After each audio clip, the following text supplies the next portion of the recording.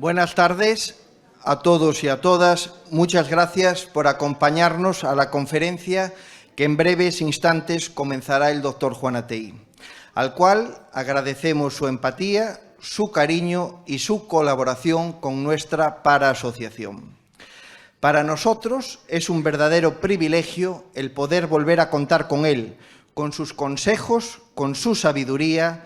Sus conferencias suponen un aprendizaje continuo para todos nosotros. Agradecer desde la Asociación de Vecinos de Conturiz a la dirección de Torre de Núñez su amabilidad, su altruismo y su generosidad para poder seguir completando este ciclo de conferencias médicas a lo largo de los próximos meses. Nuestro agradecimiento también tiene que ser extensible al Servicio TIC de Audiovisuales de la Diputación de Lugo, con Marga Suilán a la cabeza, y al diputado provincial Pablo Rivera por prestarnos su ayuda técnica y humana para que todo continúe saliendo a la perfección. Para mí, como representante de la Asociación de Vecinos, os diré que me encanta y me ilusiona todo lo referente al mundo asociativo. El poder ayudar, o por lo menos intentarlo, desde un carácter reivindicativo, pero siempre en colaboración con las distintas administraciones, a los distintos vecinos y vecinas de la parroquia, siempre con el objetivo de poder conseguir una parroquia con más oportunidades. También, como no puede ser de otra manera, agradecer la colaboración y cooperación de todos vosotros, desde mis compañeros de la directiva, integrantes de la asociación, vecinos y amigos. Hay una cosa muy clara: nadie sobra. Al contrario, aquí se trata de sumar y de aportar. Aquí cabe todo el que desee estar. Como he dicho en numerosas ocasiones, las conferencias médicas son espacios de encuentro únicos que refuerzan la unión de nuestra parroquia y destacan la importancia de nuestros vecinos. Tenemos que tener muy claro que solamente desde la comprensión de la dificultad del trabajo del otro puedes acabar entendiendo lo complejo de la responsabilidad de cada uno. En definitiva, siento muchísima ilusión por seguir dando a mis vecinos lo mejor que tenemos, nuestro tiempo, nuestras ideas, nuestras ganas y, sobre todo, nuestros proyectos. El doctor Carlos González Juan Atei nació en Santiago de Compostela el 10 de abril de 1967. Anticipándonos 48 horas, ya le deseamos un feliz cumpleaños.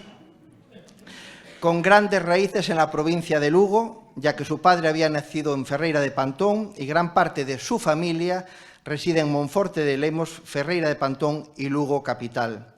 Todos sus estudios los realizó en el Colegio Manuel Peleteiro de Santiago de Compostela, licenciado en Medicina y Cirugía por la Facultad de Medicina de la Universidad de Santiago de Compostela en el año 1991.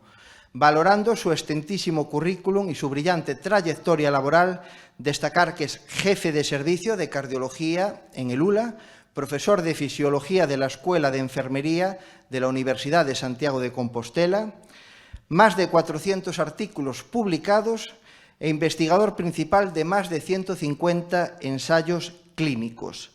Agradecer, como no puede ser de otra manera, que nos acompañe Miguel Fernández, alcalde de Lugo, María Isabel Rodríguez López, su delegada del Gobierno en Lugo, Ana Abelleira, concejala de Cohesión Social y Territorial, Olga López Racamonde, concejala de Bienestar Social y Mayores, Ángela Novo, concejala de Mujer, Igualdad e Inclusión, Aurora Goás, concejala del Partido Popular de Lugo, José Manuel Rozas, presidente de la Asociación Española contra el Cáncer en Lugo, Jesús Vázquez y Luis Abel Fernández, presidente y secretario de la Federación Vecinal de Lugo, Santiago Torres Lavandeira, doctor en farmacia, y el doctor Franco, especialista en cirugía vascular. Para finalizar, nos gustaría tener un reconocimiento para el doctor Juan Atei. Jesús Vázquez, presidente de la Federación Vecinal, nos cedió este presente a nuestra asociación para que pudiésemos entregárselo hoy aquí. Un reconocimiento a su labor, a su gran labor. Me gustaría que se lo entregase el alcalde de Lugo, Miguel Fernández. Muchas gracias. Vou dicir unhas palabras en culpa. Pois moi boa tarde, aínda que non estaba previsto, eu sei que o presidente, como é amigo, me vai a disculpar, eu teño que aproveitar para dicir unhas palabras de agradecimiento ao Dr. Juan Atei. Agradecimiento por ese servicio de alto nivel e esa atención sanitaria e de cardiología que se presta no ULA, pero sobre todo tamén por ese compromiso que ten na divulgación científica, nestas charlas, na divulgación, na educación sanitaria, na prevención, na promoción da saúde, nos hábitos saludables, todo iso que importa moito, é moi importante a hora de a calidade de vida das persoas e de mellorar tamén a saúde pública das comunidades. Por tanto, moi agradecidos, como tamén sempre se presta a colaborar en calquer programa que vaya nesa mesma línea. Por exemplo, non hai moito tempo, pois levamos adiante un programa en colaboración coa Federación de Veciños e tamén coa concelleira Olga López Rocamonde de Cidade Cardiosaudable que nos puxo un pouco na vanguardia de todas as cidades limítrofes neste ámbito tal. Por tanto, gracias por ese servicio do ULA, pero sobre todo por ese traballo de divulgación, pola cercanía e por estar aquí con nosotros. Creo que é a quinta vez pois enseñándonos eses hábitos saludables que son tan importantes. Moitas gracias. Muy bien. Muchas gracias. Muchas gracias. Muchas gracias. Muchas gracias.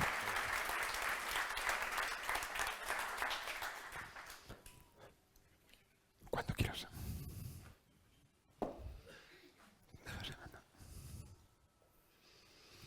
Bueno, pues buenas tardes a todos y lo primero que tengo que hacer es agradecerles a todos que estén hoy aquí porque con este día de verano que tenemos y con un partido del Real Madrid a las 9, pues realmente para mí es un placer poder estar aquí con mis convecinos, con mis amigos, muchos de los que estáis aquí, y con muchos de mis pacientes que veo y que comparto muchos días, muchas cosas en Lugo, que es mi ciudad y que es nuestra ciudad.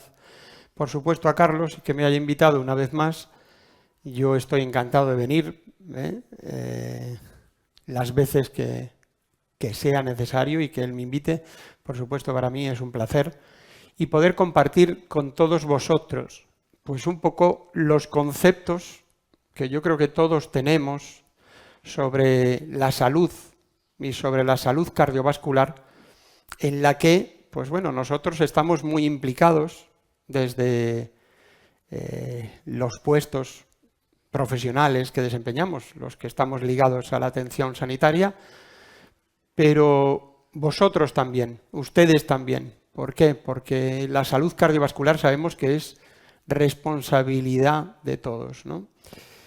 Y hoy, ya que teníamos esta disposición de poder hacer una presentación con alguna imagen, alguna diapositiva, pues vamos a hacer una presentación y un coloquio abierto entre todos sobre un aspecto que está un poco olvidado y que es muy necesario pues traerlo aquí. No solo la prevención cardiovascular y hacer acciones como esta, compartirla de forma abierta y en un coloquio con la población general, sino específicamente centrado en la mujer, porque hasta hace no mucho tiempo pensábamos que pues, las mujeres no tenían tanta enfermedad cardiovascular, la tenían de otra manera, y pues bueno, la forma de cuidarse en esa prevención, como no lo tenían muy en el foco, pues lo tenían un poco abandonado. Y en ese sentido yo creo que nos sirve para hacer una reflexión de ese tipo, viendo algunas cuestiones relacionadas con la enfermedad cardiovascular y con la prevención cardiovascular. Este es el título. Vamos a ir recorriendo algunos de estos aspectos ligados a la enfermedad cardiovascular en la mujer y a la prevención cardiovascular en la mujer. Y lo primero que tenemos que decir es que la enfermedad cardiovascular sigue siendo la primera causa de muerte en España y es la primera causa de muerte en las mujeres. Como podemos ver aquí, dos grandes grupos de enfermedades, la enfermedad cardiovascular, las enfermedades cardiovasculares y el cáncer, suponen la parte más importante de las causas de muerte en nuestro país y en Galicia. Evidentemente hemos tenido con el COVID las infecciones como una causa de mortalidad y evidentemente el riesgo cardiovascular va ligado a la edad, pero empieza desde que somos pequeñitos, desde los niños, desde el colegio. ¿Por qué? Porque son hábitos que hoy sabemos que lo que hagamos en los niños tendrá una traducción en el futuro, cuando sean adultos. Esta diapositiva es lo que comentábamos ahora. En la mujer, las enfermedades cardiovasculares suponen 1 de cada 3 muertes, más o menos, y son la primera causa de muerte. Dentro de las enfermedades cardiovasculares englobamos al ictus, a la enfermedad cerebrovascular, a la cardiopatía isquémica y a la insuficiencia cardíaca, que es otra enfermedad del corazón que supone una alta tasa de mortalidad. Podemos ver que en los varones en España y en Galicia también ya es el cáncer la primera causa de mortalidad, por encima de la enfermedad cardiovascular.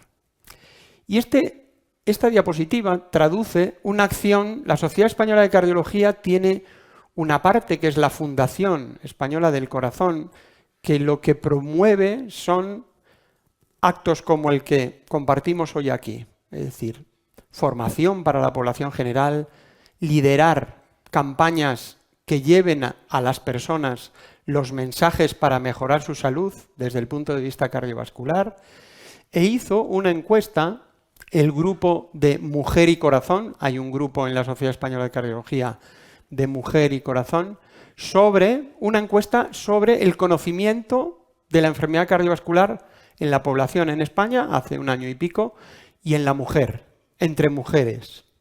Y podemos ver que a nivel general, en la parte de arriba a la izquierda, pues la población española contestaba que, cuando se le preguntaba cuál es la primera causa de muerte en España, y creían que, pues la mayor parte contestaban que era el cáncer, Y, fijaros, cuando se preguntaba a las mujeres, también el 62% contestaba que era el cáncer y que solo 1 de cada 4 pensaba que era la enfermedad cardiovascular. Por lo tanto, quiere decir esto que el mensaje dista mucho de calar, ¿no?, en la población.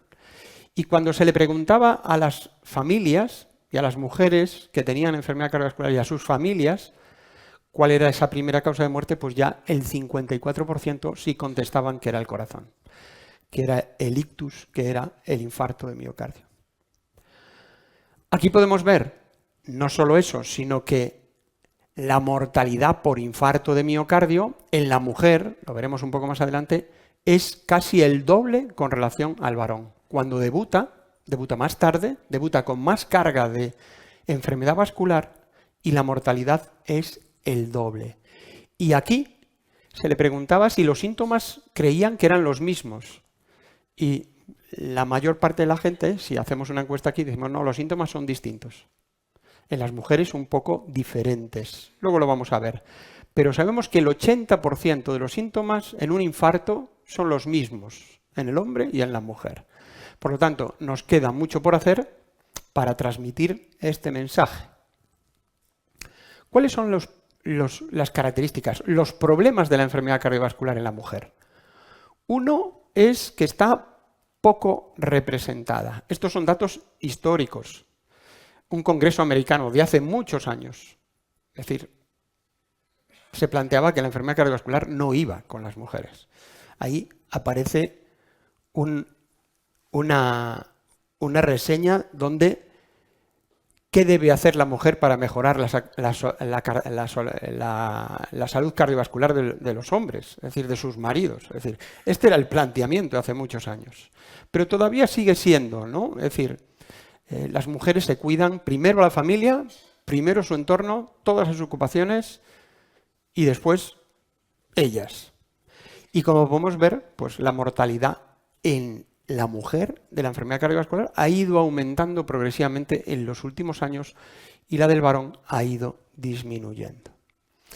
Decimos que están poco representadas porque todos los avances que nos han llegado en la enfermedad cardiovascular para mejorar la calidad de vida y el pronóstico, la cantidad de vida, se han basado en ensayos clínicos, con medicación, con dispositivos, y siempre en esos ensayos clínicos las mujeres estaban infrarrepresentadas, ya no digamos las mujeres en edad fértil.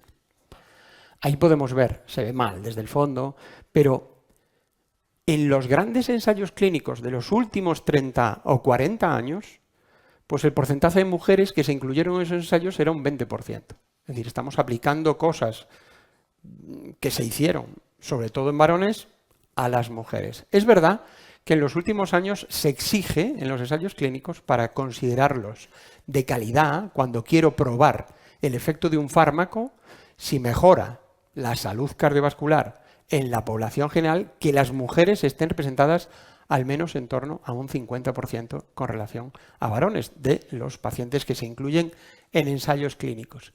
Pero bueno, pacientes posmenopáusicas, muchas veces no suficientemente representadas, mujeres en edad fértil poco representadas, y bueno, es un problema que la investigación clínica en el ámbito cardiovascular está tratando de mejorar, de solucionar.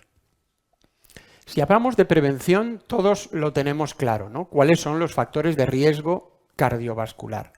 Pero bueno, podemos recordarlos, ¿no? Son los mismos, pero con alguna peculiaridad en las mujeres. Evidentemente, la hipertensión arterial, el tabaquismo, el colesterol alto, la diabetes, el estilo de vida, la obesidad y el sedentarismo, la inflamación. Este es un aspecto nuevo en la enfermedad cardiovascular. Cada vez sabemos más.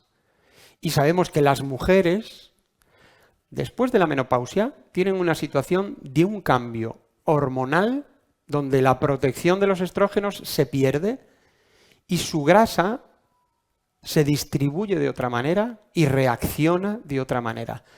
Y reacciona en base a promover daño en las arterias. Y la inflamación juega un papel muy importante en esos casos. Pero aquí a la derecha aparecen nuevos factores que cada vez sabemos más. El estrés, la depresión, la contaminación atmosférica, también las infecciones, porque crean un estado inflamatorio que favorece el daño de las arterias. En las mujeres tienen un mal control de esos factores de riesgo que cuando llega la menopausia se exacerba mucho más.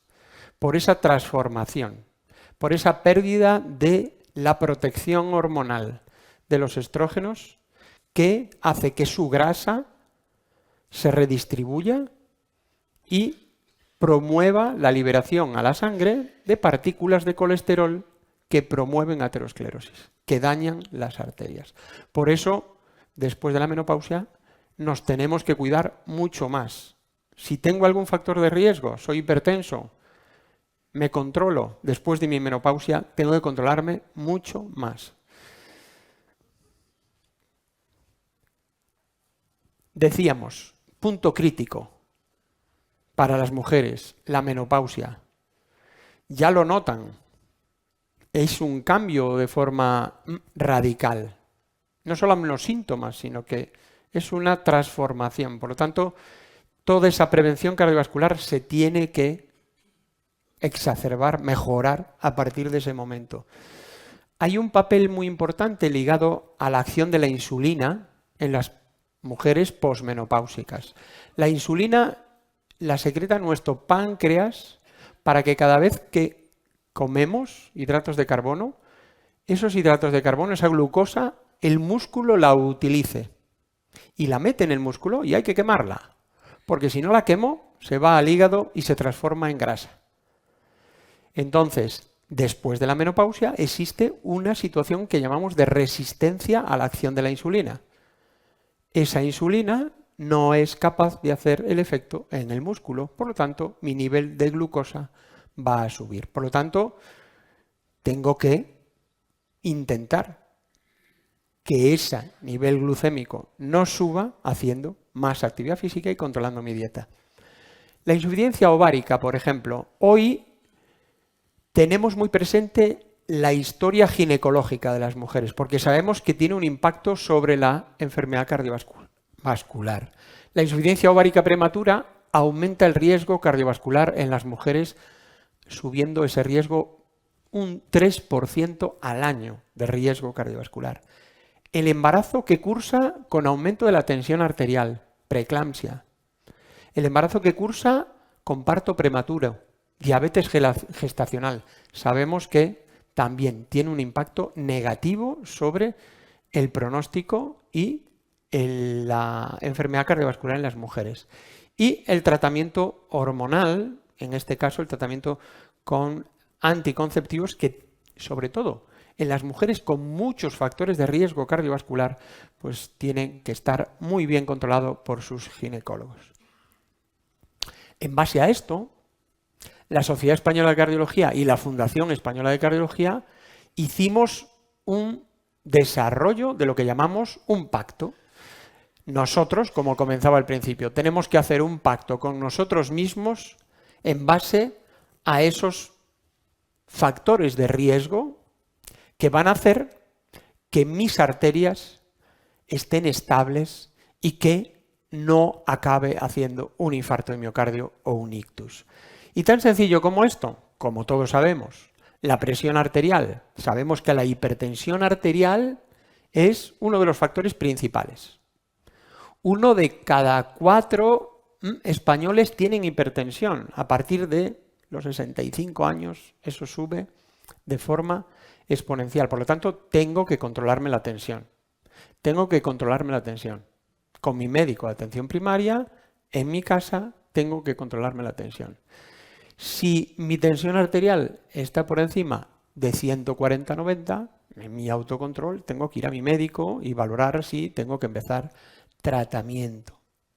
La A es la alimentación. Sabemos, y además esto es una aportación de nuestro país, una aportación de un grupo de investigación español muy grande que hizo un gran estudio diciendo que la dieta mediterránea y la dieta Atlántico Norte, la dieta mediterránea tiene un impacto directo sobre una reducción de la mortalidad cardiovascular. Reduce la mortalidad cardiovascular en un 25%, utilizando en mi dieta frutas, verduras, cereales, aceite de oliva y frutos secos, haciendo una dieta que todos conocemos donde las grasas saturadas tengan un bajo nivel de consumo. La C, ligado a la dieta, es el colesterol. ¿Cuál es el nivel normal? Tengo que tener mi colesterol total por debajo de 200. Y tengo que tener mi colesterol malo, que decimos LDL, por debajo de 116. Colesterol total por debajo de 200. A partir de los 35 años, debo, al menos una vez, hacer una determinación analítica que determine ese colesterol y que determine un colesterol que hoy sabemos que es genético, la lipoproteína A. El LDL, que es el malo, y la lipoproteína A, porque ese es el colesterol genético que tiene un daño arterial igual que el colesterol malo LDL. Y eso me lo va a hacer mi médico de atención primaria. También la contaminación atmosférica. La última guía de la Sociedad Europea de Cardiología por primera vez incluye la contaminación atmosférica como uno de los factores de riesgo cardiovascular más importantes. Y eso, bueno, nosotros tenemos aquí pues una suerte de vivir en un ámbito como el que tenemos, ¿no? Pero sabemos que las grandes ciudades tienen un impacto sobre la mortalidad global y sobre la mortalidad cardiovascular de forma muy importante. El tabaquismo, tabaco cero. No se puede fumar. ¿Por qué? Porque no solo es un factor de desarrollo de enfermedad en las arterias, sino que es el que dispara los eventos agudos. Hace que esas arterias se obstruyan, se forme un trombo y se produzca un infarto. Por lo tanto, bueno, en España se ha hecho mucho con la ley antitabaco, con esa lucha contra el consumo de tabaco, pero en este momento, sobre todo los segmentos más jóvenes y sobre todo las mujeres, fuman y fuman de forma importante. Por lo tanto, no debemos perder esto. No solamente que no fume yo, nosotros, sino que no fumen en nuestro entorno. Y yo creo que ese es uno de los aspectos más importantes para la prevención de la enfermedad cardiovascular. El ejercicio físico y la dieta, como decíamos, sabemos que hay un porcentaje enorme, sobre todo en los niños. Menores de 15 años en España, casi un 30% de los niños tienen sobrepeso. Y eso es un problema importante. Mantener el peso ligado a la dieta y a la actividad física, hoy sabemos que la S del sedentarismo, con esa obesidad, hace que esa grasa que se acumula favorece el daño arterial.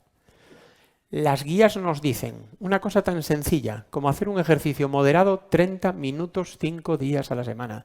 150 minutos, eso no es nada. Eso sabemos que tiene un impacto muy importante sobre la prevención. O 75 minutos de un ejercicio intenso. Sabemos que combinar ejercicios de fuerza con el ejercicio aeróbico, caminar, bicicleta, nadar, pues tiene un impacto todavía más positivo. Por lo tanto, hacer algo de ejercicio de fuerza, sobre todo en los jóvenes, pero también en las mujeres mayores, mantiene la masa muscular, reduce la pérdida de hueso y tiene un beneficio desde el punto de vista cardiovascular. Y por último, lo que azota a nuestra sociedad, que es el estrés y que es la depresión, el aislamiento, la falta de actividad social, pues realmente es un caballo de batalla para todos, pero necesitamos poner en marcha mecanismos que compensen ese estrés. El estrés pone en marcha cosas en nuestro organismo, sube el cortisol, sube las catecolaminas y eso hace un daño a nuestras arterias. Pues promover acciones que reduzcan ese estrés, haciendo cosas que a mí me reduzcan ese estrés, leer, pasear, hablar con mis amigos, hacer actividades que me socialicen, pues eso impacta positivamente. Por lo tanto, de aquí salimos con un pacto que es el pacto de mejorar la salud cardiovascular, como nos dice la Fundación Española del Corazón. Decimos que en las mujeres la enfermedad está infradiagnosticada. Sabemos que cuando tienen un problema del corazón, tardan el 41%, más de 12 horas en ponerse en contacto con el sistema sanitario, lo cual es terrible. En Galicia, cuando tienen un infarto, tardan más de 17 minutos con relación a los varones de contactar con el sistema, donde la apertura de la arteria ahí es crítico. Y eso parece poco, pero tiene mucha repercusión. Y bueno, los síntomas son un poco diferentes, los vamos a ver. Ellas consultan menos y a veces el diagnóstico no es tan sencillo como en el varón en relación a alguna cuestión. Y también en registros de nuestro entorno, de nuestro país, a veces a esas mujeres que llegan con mucha comorbilidad se le hacen menos pruebas diagnósticas que a los varones, lo cual la reflexión es para afuera, pero también para adentro. Datos nuestros del infarto en Galicia. Contacto más tarde con el sistema sanitario del registro gallego del infarto, 17 minutos. Eso se traduce en un peor pronóstico. Mortalidad del 9%. En el varón, menos del 5%. Por lo tanto, síntomas atípicos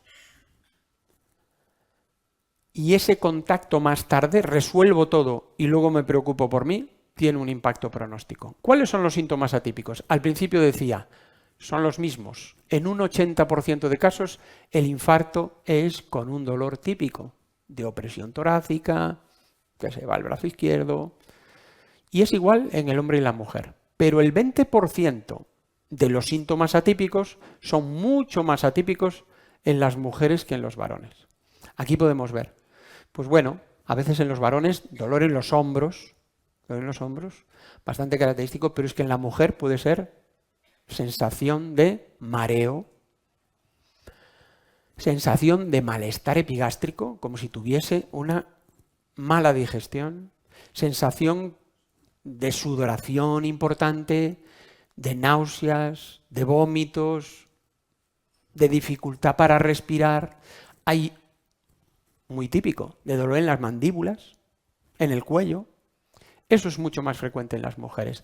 Hay una pléyade de síntomas atípicos que en ese 20%, pues en las mujeres hace que muchas veces consultemos más tarde y el diagnóstico sea más tardío. Y además, para hacernos lo más complicado, el infarto de miocardio está producido porque una arteria coronaria que lleva la sangre al miocardio, al corazón, se obstruye parcialmente o totalmente y no deja pasar la sangre. Pues hay, fíjense aquí, no se ve desde atrás, pero muchos mecanismos que pueden producir infartos, mucho más frecuentes, esos mecanismos atípicos, en las mujeres que en los varones. Hasta un 30% de los infartos en mujeres menores de 60 años están producidos por una alteración de las pequeñitas arterias miocárdicas, alteración de la microcirculación coronaria, producidos por un síndrome que cause vasoespasmo coronario. La arteria se obstruye no por un trombo, sino porque su músculo de la pared se contrae y se produce un espasmo coronario. Porque se produzca inflamación del miocardio, porque se produzca un nivel de catecolaminas muy alto que altera la función miocárdica.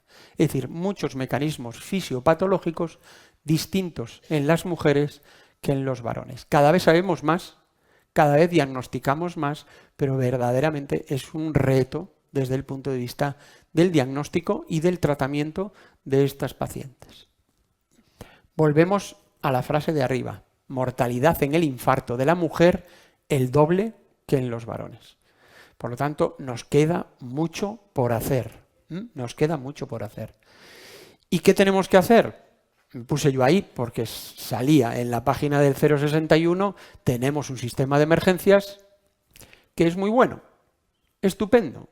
Si yo tengo síntomas que me pueden hacer pensar que eso puede ser del corazón, solamente tengo que levantar mi teléfono, coger mi teléfono y llamar al 061, porque va a haber un médico detrás que me va a decir lo que tengo que hacer.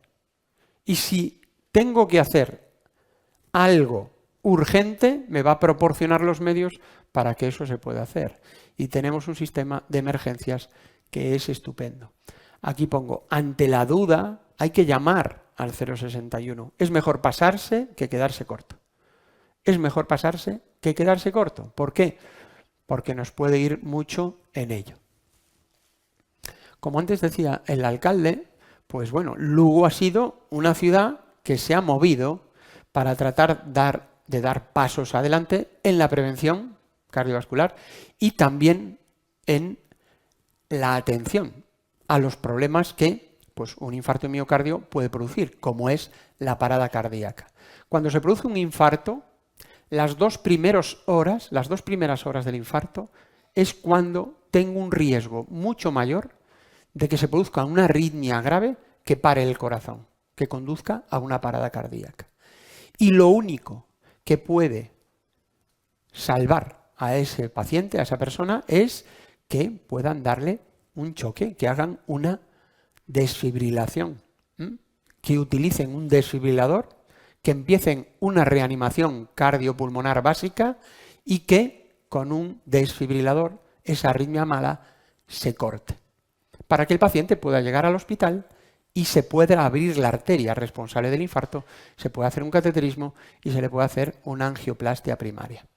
Pues bueno, yo creo que esto es de satisfacción de todos, ¿no?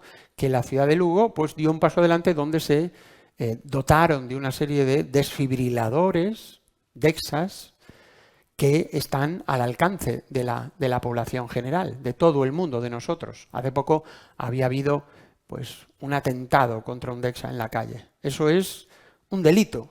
Eso es un delito, porque está atentando contra nosotros. Es decir, puede provocar una muerte, porque si lo necesito, lo han estropeado, cuando voy a utilizarlo no lo puedo utilizar. De tal manera que en España más o menos hay 4 de esas por 10.000 habitantes y luego pasó a duplicar ese porcentaje. Y se hicieron acciones de la mano de la Cruz Roja que permitieron, pues bueno, en población general, pues enseñar a alguien cómo se hace una reanimación básica. Cuando estoy en una situación tan dramática como esa, es mejor hacer algo que quedarme mirando, porque es lo único que puede salvar la vida pues, a esa persona, llamando al 061 y utilizando los desfibriladores. En este momento, la Sociedad Española de Cardiología y con las comunidades autónomas se ha puesto en marcha un proyecto que ya de alguna manera Galicia tenía, pero que ahora es común para toda España, que es geolocalizar esos desfibriladores. Ya lo teníamos, pero ahora integrado en una aplicación que se llama Ariadna, no solamente localiza los desfibriladores, los DEXAs, sino que a los voluntarios que se registran en esta página también los localiza, de tal manera que nos podrían llamar vehiculizado por el 061 para empezar una RCP básica y salvar una vida. Todos los días, no, pero todos los años sí. Nosotros tenemos 200 paradas al año, más o menos, en la provincia de Lugo, 200 paradas al año, y es esa actuación inmediata, en los primeros minutos, esa cadena de supervivencia, empezar una reanimación básica, desde el primer momento, lo que puede salvar una vida. Aplicación Ariadna. Decíamos, no solamente está infrarrepresentada, llegan más tarde, difícil diagnóstico, mecanismos fisiopatológicos más complejos, pero luego, como son pacientes más complejos, porque tienen más factores de riesgo, tienen más carga de enfermedad vascular, a veces se les trata de forma menos intensiva, con los fármacos que mejoran el pronóstico, y esto es así, en registros de Europa, de no hace mucho tiempo, nos siguen diciendo que hay un área de mejora en el tratamiento de las mujeres con enfermedad cardiovascular, después de un infarto de miocardio. Y además, y esto es así, nuestra unidad de rehabilitación cardíaca en Lugo, en el ULA, igual que otras de España, pues incluye a menos mujeres que hombres. El 30% de las mujeres, de los pacientes que hacen el programa de rehabilitación, son mujeres. ¿Y esto por qué? Porque muchas veces nosotros se lo ofertamos a todos, pero las mujeres dicen, tengo una vida familiar que me impide hacer este programa. Y eso es una catástrofe, eso es terrible. Es decir, necesitaríamos promover acciones que permitiesen hacer programas como este, que lo que nos dicen nuestras guías de tratamiento de la enfermedad cardiovascular, que es una indicación clase 1, es decir, que hay que hacerlo sí o sí, porque tiene un impacto pronóstico, mejora la calidad de vida y la cantidad de vida. Igual que haberle puesto un stent en la coronaria. Y bueno, luchamos todos los días para que este 30% suba y por lo menos esté en torno a ese 50% que queremos tener. La terapia hormonal sustitutiva, este aspecto es muy importante. La relación con los ginecólogos, nuestra, cada vez es mayor, y dar terapia hormonal sustitutiva a las mujeres de forma individualizada y sobre todo de forma bien individualizada en aquellas mujeres con factores de riesgo cardiovascular, pues hay que tener un control exhaustivo y sabemos que es un aspecto también muy importante. Propuestas de acción, ya hemos repasado algunas. La que estamos haciendo hoy aquí es muy importante. Una es la investigación. Hemos dicho, mujeres poco representadas en ensayos clínicos, agencias reguladoras del mundo exigen que haya un 50% de mujeres en los ensayos de los fármacos y terapias cardiovasculares. Se ha creado este consorcio, este comité de expertos, son mujeres a nivel mundial, que promueven la mejora en la prevención, el diagnóstico y el tratamiento de la enfermedad cardiovascular en la mujer. Y van a valorar este impacto, se ha creado hace unos años, con un objetivo 2030. Visibilidad. El acto que estamos haciendo hoy aquí. La Cruz Roja, por ejemplo, tiene, lo vemos a la izquierda, pues también acciones específicas sobre este aspecto. Las sociedades científicas, las instituciones, las asociaciones, como esta. Yo creo que esto es un ejemplo y una maravilla de poder compartir cuestiones sencillas que nos permitan mejorar nuestra calidad de vida. Nosotros, cuando ingresa un paciente con nosotros en el hospital, claro, desde el primer día le damos un manual para que se lo sepa todo. O sea, lo primero que hacemos cuando ingresa, ese manual que está ahí abajo, Manual de Educación Cardiovascular. Debería ser una mujer, no un varón. Para que sepa todos estos conceptos, hemos desarrollado una web que está accesible y que es para los pacientes, que se llama vidasquelaten, vidasquelaten.com. Tenemos nuestra web del servicio, Cardiología Lugo, pero Vidasquelaten lo hicimos con el Hospital de Salamanca y el Hospital de Valladolid, y que es un repaso desde el punto de vista de los aspectos del diagnóstico, la prevención, el tratamiento de cada una de las enfermedades cardiovasculares. Y es para los pacientes, para las familias y para los médicos, las enfermeras, todos los profesionales sanitarios que trabajan con ese paciente. Cuando un paciente ingresa en cardiología, Vidasquelaten va en el informe. Si han visto alguna vez algún informe de cardiología, pues está puesto allí, vidasquelaten.com, aparte de todas las webs de nuestras sociedades científicas, pero de forma muy sencilla y hecha por cardiólogos de aquí, por enfermeras de aquí, por fisioterapeutas de aquí, pues nos dan lo que debemos, un poco las pautas de lo que debemos que hacer. Hacemos muchas acciones, por ejemplo con las familias y con los niños. Una acción que es una maravilla, es traer a las familias, que incluye a los niños pequeños, a los talleres de los pacientes que hacen la rehabilitación cardíaca. Taller de RCP, todos los años o cada cierto tiempo tenemos alguien que hace un evento, una muerte súbita en su casa, que ese es el problema, muchas veces, donde un familiar empieza las maniobras de reanimación básica, la dieta. Hacemos unos desayunos cardiosaludables con nuestro jefe de cocina de Lula. Y los niños vienen a preparar el desayuno suyo y de su familiar que tiene una enfermedad cardiovascular. Hacemos talleres de todo tipo, de alimentación, de manejo del estrés con el psicólogo, la fisio, de ejercicio físico. Es decir, todo este programa está disponible cuando ya ha tenido un evento, pero no queremos llegar al evento. Por lo tanto, ¿qué necesitamos? Promover esa salud cardiovascular que depende de todos nosotros. Hay eventos específicos de sociedades científicas. Ya os decía que la Sociedad Española de Cardiología tiene uno de enfermedad cardiovascular en la mujer, un grupo científico que hace muchas acciones desde el punto de vista científico y de divulgación, ¿no? Y que debemos, pues eso, promover cada vez más. Es uno de los objetivos principales de nuestra sociedad científica.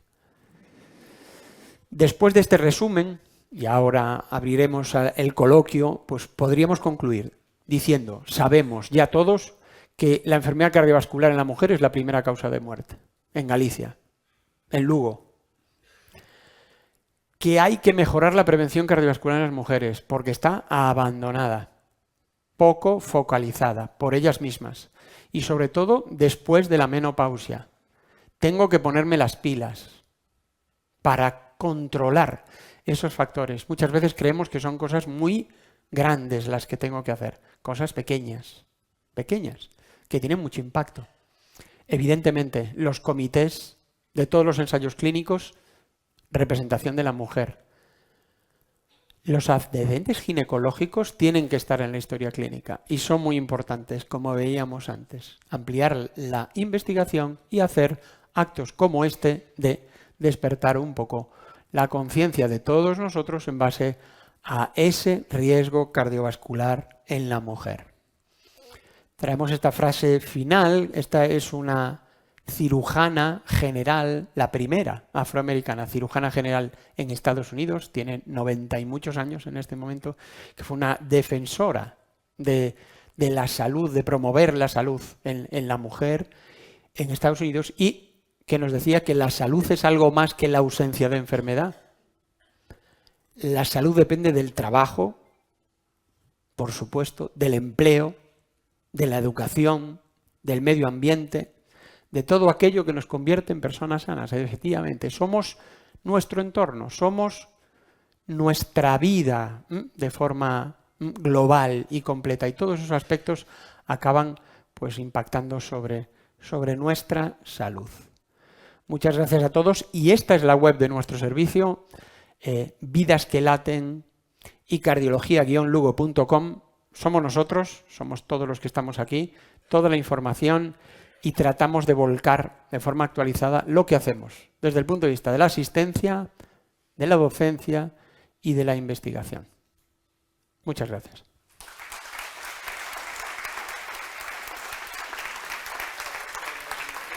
Sí. Abrimos un coloquio. Si quieren, alguna pregunta, algún comentario, alguna inquietud o no. Ahí hay una.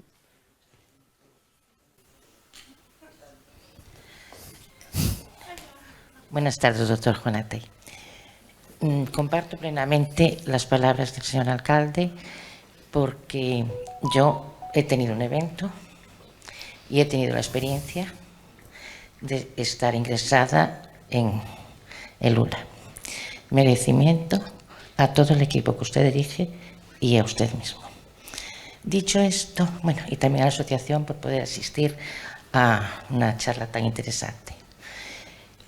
Los hijos e hijas que en mi caso nosotros tenemos y que tienen a lo mejor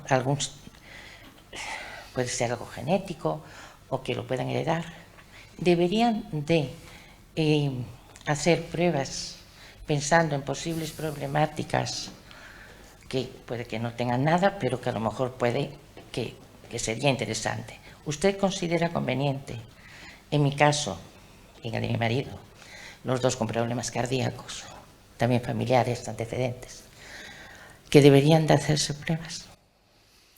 Entonces, lo primero, muchas gracias por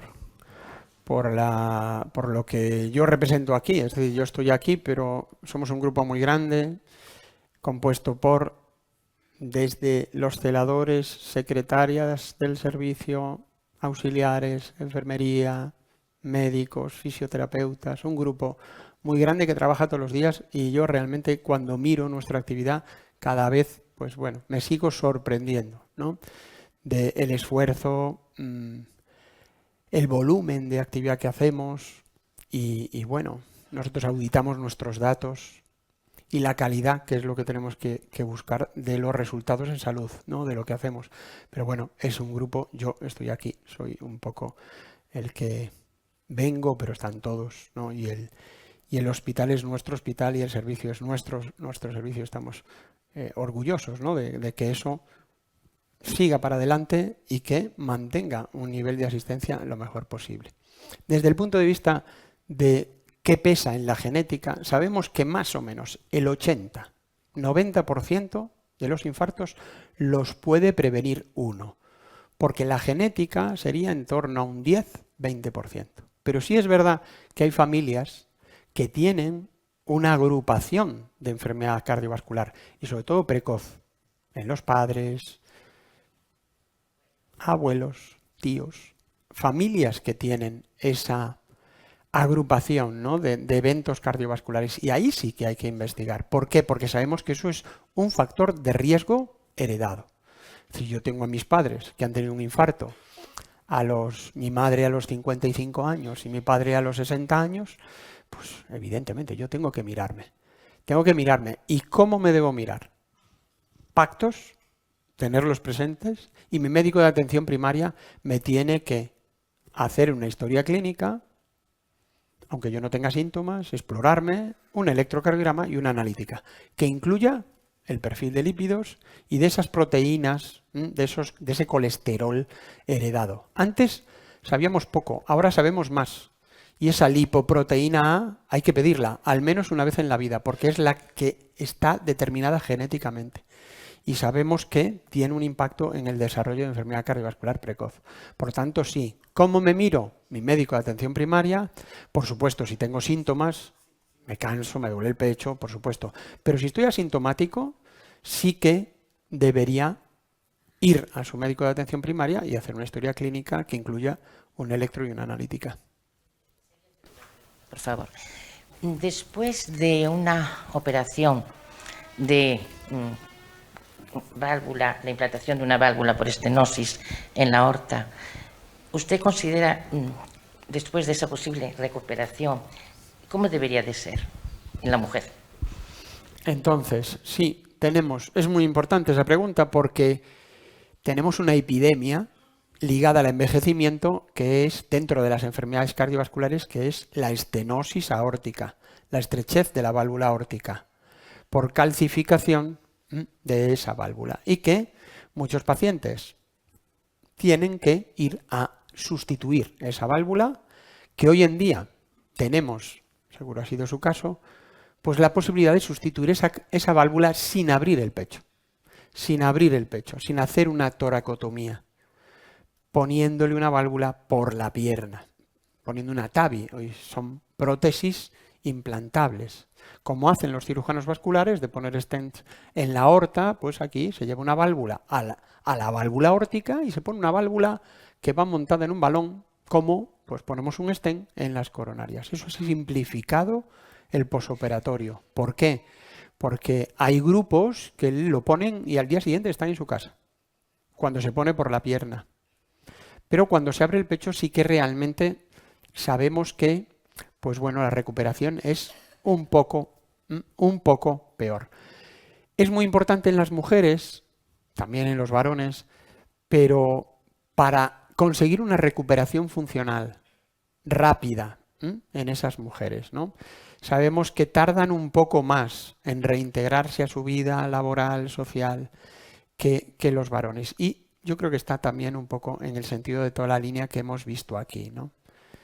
Pues hacen menos programas de recuperación, se preocupan más de otras cosas, aún habiendo pasado un evento como ese, ¿no? Donde realmente es una cirugía, si es con toracotomía, que conlleva una recuperación de unos meses. Pero sí, se ponen válvulas por la pierna y, bueno, sabemos que nosotros tenemos 2 salas de hemodinámica aquí en Lugo, en el ULA, y una sala de electrofisiología para hacer los procedimientos intervencionistas sobre las arritmias, y no ponemos todavía válvulas por la pierna. Queremos ponerlas porque estamos en disposición de poder hacerlo, ¿no? Y eso cambia el perfil totalmente. Que un paciente no tenga que ir a quirófano a abrirse el pecho para poner una válvula aórtica reduce la mortalidad y las complicaciones de ese procedimiento de forma drástica. Muchísimas gracias. Nada.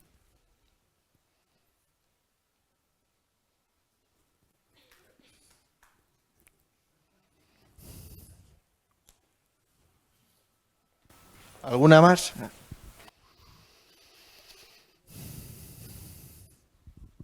Hola, buenas tardes. Yo, por ejemplo, soy una persona... acercar. Ya. Soy una persona que tengo EPOC severo y asma grave. He pasado como 10 años, más o menos, repitiéndose una fibrilación auricular que la he captado ahora por medio de un aparato, pero yo llegaba al hospital y no tenía nada.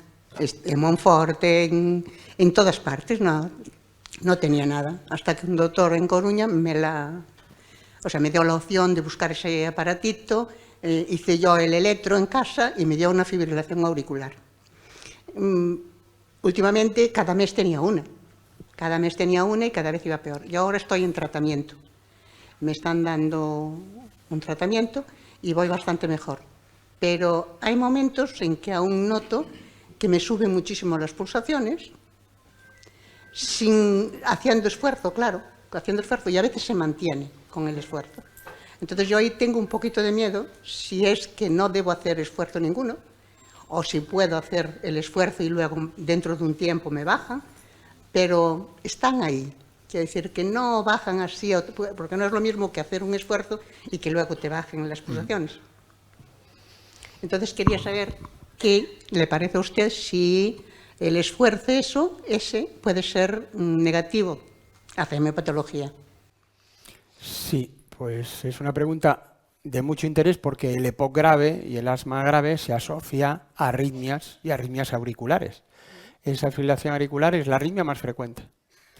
Hay ahora una campaña que se pone en marcha por las sociedades científicas, ¿no?, en la Sociedad Española de Cardiología, de tomarme el pulso. Debo tomarme el pulso.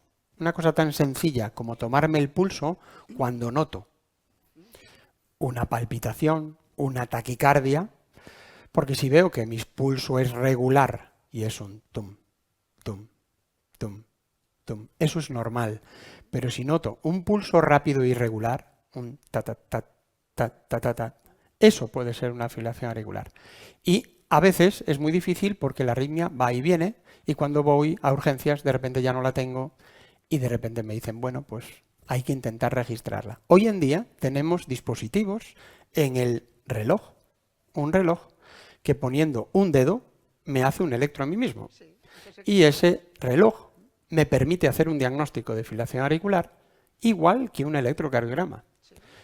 Y dispositivos múltiples del teléfono móvil, poniendo 2 dedos, programa que me bajo de la app y tal, me permite hacer un electrocardiograma.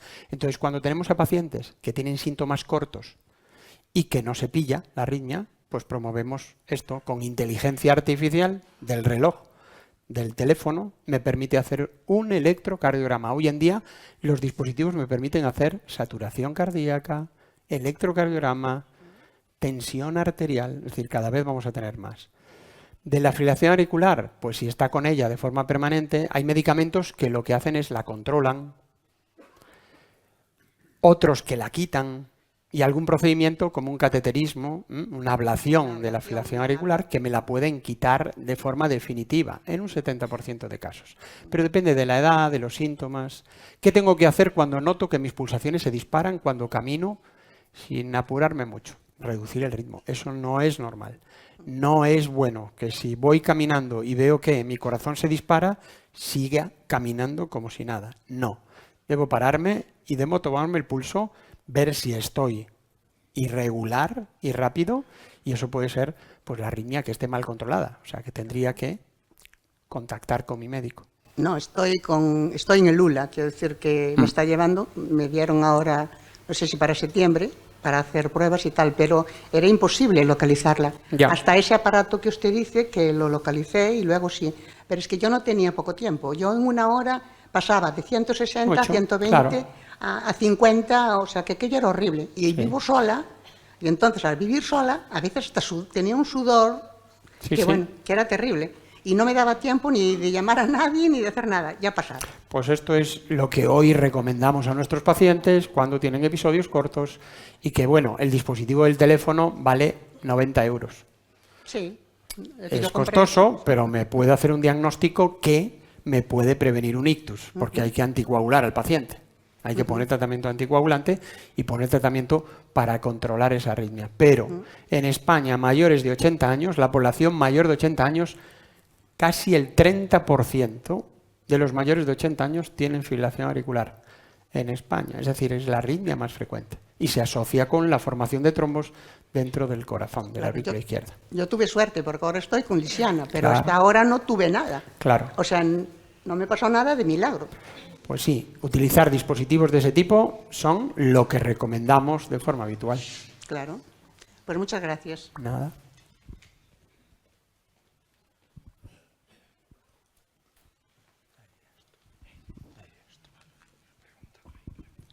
Hola, buenas. Hola. Ya le llevo a Carlos ahí unas preguntas que quiero hacerle.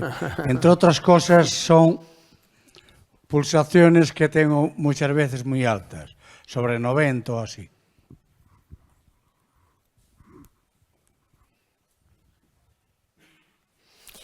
Bueno, entonces, si yo tengo pulsaciones altas y una sensación de mareo, con, pues esto, disconfort ahí, un poco en el cuello, estoy mareado,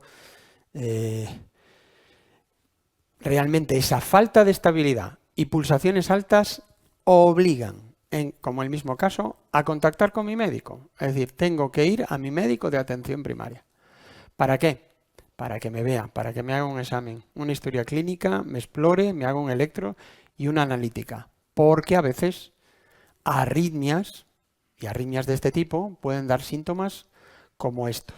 Pero el mensaje, médico de atención primaria. Nosotros tenemos un contacto con los médicos de atención primaria diario. Es decir, un médico de atención primaria a través de la historia electrónica que compartimos. Tenemos una historia que se llama Janus, que se utiliza la misma en todos los hospitales y toda la atención primaria de Galicia. De tal manera que lo que yo escribo lo ve cualquier médico de primaria de Salvaterra do Miño. Él contacta con nosotros, nos pone 4 líneas de su historia clínica, lo que le ocurre a su paciente, y hay un cardiólogo que le responde en 3 días. En menos de 3 días le contesta un cardiólogo y le dice, tu paciente puede tener esto o lo otro. Creemos que hay que hacer esto o lo otro. Por lo tanto, reivindico aquí, aunque con la primaria estamos un poco así, pues el papel de la medicina de atención primaria es el pilar básico, fundamental del sistema sanitario. Tenemos que mejorar la atención primaria, porque nosotros sabemos, tenemos 1.500 ingresos de cardiología al año, nosotros. Estamos muy estables desde que estamos en el ULA. Crecemos ahora un poco porque tenemos más ingresos del área de Burela, pero 1.500, menos de 2.000 ingresos. Nosotros a nuestros pacientes lo vemos siempre después del alta. Algunos tienen que ir a un programa específico, pero otros los vemos, los seguimos un año y luego siempre están en el ámbito de la atención primaria. Si le ocurre algo a ese paciente, debe contactar con el médico de atención primaria, que se va a poner en contacto con nosotros de forma inmediata. Y si hay que ver a ese paciente, lo vamos a ver en menos de 15 días. Ese es el pacto. Es decir, si yo he tenido algo del corazón y vuelvo, porque ya no me siguen los cardiólogos del hospital, porque la situación es para seguir en atención primaria. Si me pongo malo, médico de atención primaria. Sabemos en España cuántas veces va un paciente a la consulta del médico de atención primaria, que ha tenido un infarto hace 10 años, pongamos un ejemplo. La media es 15 veces. 15 veces. Es decir, es impresionante. Las oportunidades que tiene el médico de atención primaria de hacer cosas con ese paciente, yo ya sé que están, pues bueno, con sobrecarga asistencial, con tal, pero es que va 15 veces. Y al hospital va una vez al año. Hasta que las cosas están todas en su sitio, debe seguirlo el médico de atención primaria. Pero saber este mensaje, mi médico de atención primaria tiene una e-consulta que contacta con el cardiólogo, con el hospital, de forma inmediata. Y hay una persona al otro lado que le dice lo que hay que hacer con ese paciente. Por lo tanto, en este caso, consultar con el médico de atención primaria, una electro y una analítica, y si hay una duda, pues contactar con cardiología.